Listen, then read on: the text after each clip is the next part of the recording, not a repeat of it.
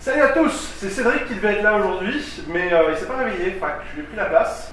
Et je suis avec des gens très charmants qui font partie de l'OJV. Comment vous avez commencé l'orchestre du jeu vidéo? Ça a commencé il y a 7 ans maintenant, donc en 2008. Notre chef d'orchestre à l'époque, Jocelyn Leblanc, avait fondé un orchestre qui faisait de la musique de film. Ça fait il y a 15 ans de ça maintenant.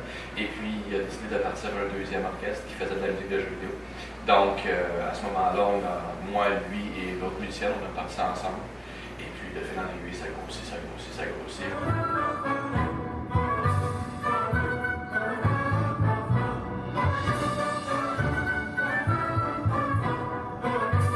Et comment elle vient l'idée de passer de l'orchestre de film à l'orchestre de jeux vidéo? À l'époque, c'était un concert qui avait été organisé. Donc, l'orchestre de musique de film avait fait un concert, jeux vidéo. Là, ils ont bien vu, ça a pogné, c'était le fun, c'était vraiment le fun comme répertoire. Donc, pourquoi pas explorer encore plus le répertoire des jeux vidéo? Moi, c'est moi le chef d'orchestre pour ce concert. Et oui, alors, je trouve que cette musique est très intéressante. Moi, c'est un peu les nouveau pour moi, mais il y a beaucoup de liens qu'on peut faire avec la musique de film. Mais on retrouve tous ces éléments, tous ces symboles musicaux. Donc c'est vraiment de la très belle musique. Moi je dirais, d'abord le niveau, c'est des jeunes vraiment dynamiques, un niveau technique vraiment incroyable. Je dirais à peu près toutes ces pièces-là sont d'une difficulté assez incroyable là, au niveau de la virtuosité. Chacun doit avoir le niveau d'un soliste, moi je dirais, pour être capable de jouer dans cet ensemble. Donc c'est de la haute voltige. Parmi celles qu'on a travaillé le plus, il y a Megaman versus Castlevania. Donc un mix des deux jeux ensemble, des deux musiques. Il y a aussi le très long medley de Super Mario. Donc on passe à travers toute la chronologie, tous les jeux. Ça c'est merveilleux. Ça dure environ peut-être 12-13 minutes et il y a un peu comme toute une histoire qui est racontée. C'est comme un grand poème épique sur Mario. C'est génial. Combien de musiciens vous avez dans la formation? En général, c'est entre 40 et 50. On dit à peu près 45 normalement. Mais ça varie de concert en concert. Comme il y a certaines sections qui sont plus variables, dépendamment des ressources qu'on a, des gens qui veulent venir jouer. Donc ça modifie un peu, mais c'est toujours aux alentours de 45 musiciens.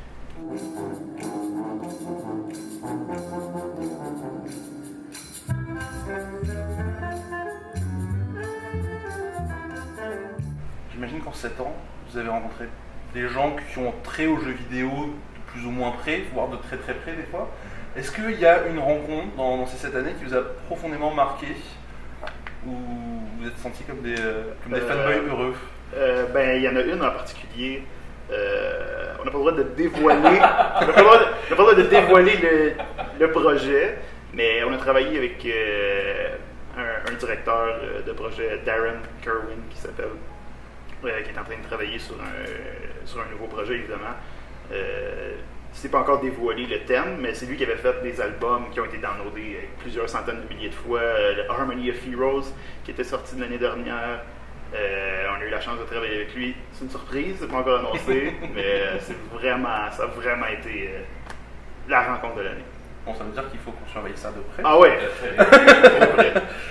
Est-ce qu'il y a un jeu ou une musique en particulier d'un jeu que vous rêveriez d'orchestrer et que vous n'avez pas encore fait?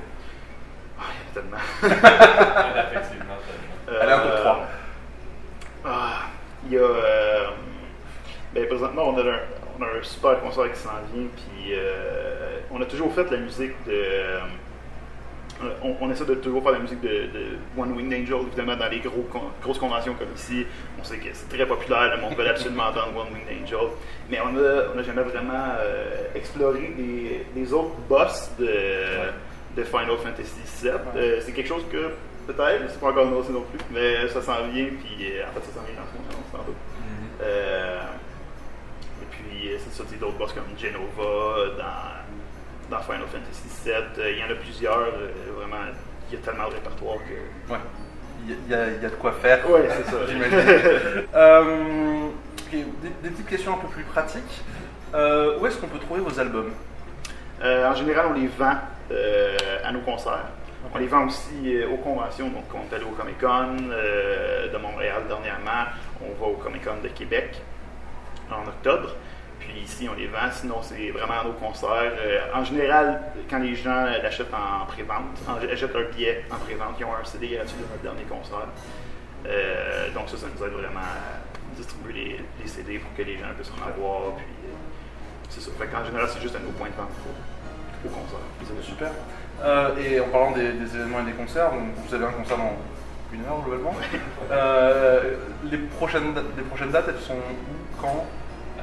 Le prochain concert va avoir lieu à Halloween, le 31 octobre, à la salle Marguerite Bourgeois. C'est un concert qu'on va annoncer pendant la présentation de tantôt. Le thème va être Final Boss.